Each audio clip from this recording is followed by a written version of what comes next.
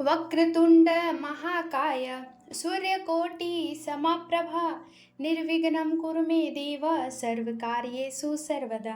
बोलिए गौरी सुत गणेश की जय। आप सबको गणेश चतुर्थी की हार्दिक शुभकामनाएं। भगवान श्री गणेश रिद्धि सिद्धि सुख समृद्धि के दाता है, जो भाद्रपद शुक्ल चतुर्थी को प्रकट हुए थे। इसलिए इस दिन को भक्तगण बड़े ही धूमधाम से गणेश चतुर्थी के रूप में मनाते हैं। इसके अलावा भी कई कहानियां हैं गणेश चतुर्थी के मनाए जाने की।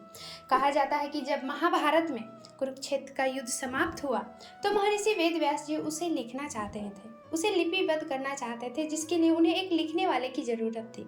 इस क्रम में महर्षि वेदव्यास जी गणेश जी के पास पहुंच गए, जहां पर यह तय हुआ कि गणेश जी महाभारत को लिखेंगे। लेकिन भगवान श्री गणेश का भी एक शर्त था। उन्होंने वेदव्यास जी से कहा कि अगर आप बोलते बोलते बीच में एक बार चुप हो गए और मैंने एक बार लिखना बंद कर दिया तो मैं फिर से दोबारा महाभारत को नहीं लिखूंगा।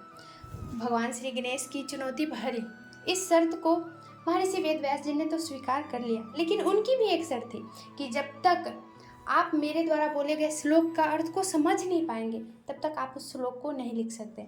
भगवान श्री गणेश ने वेदव्यास जी के भी शर्त को स्वीकार किया और इस क्रम में महाभारत जो है लिखना प्रारंभ हुआ। लेकिन नियति कुछ और भी चाहता था। जब भगवान श्री गणेश महाभारत को लिख रहे थे तो अचानक से उनका लेखनी कलम जो है वो टूट गया, खंडित हो गया।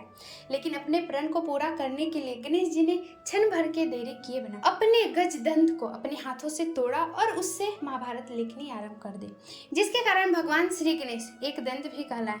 उसके बाद लगातार 3 वर्षों के कठिन परिश्रम के बाद भगवान श्री गणेश ने आखिरकार विश्व के सबसे बड़े महाकाव्य महाभारत को लिख ही डाला। भगवान श्री गणेश का जो ये संकल्प है हमारे जीवन की सबसे बड़ी सीख हमें दे जाता है कि संकल्प सिद्धि से पहले कोई विश्राम और आराम नहीं। तो चलिए वीडियो के अंत में एक बार फिर से आपके और आपके पूरे परिवार को गणेश चतुर्थी की हार्दिक शुभकामनाएं। भगवान गणेश की कृपा आप पर सदैव ही बनी रहे। तो मिलते हैं अगले वीडियो में, तब तक के लिए नमस्कार।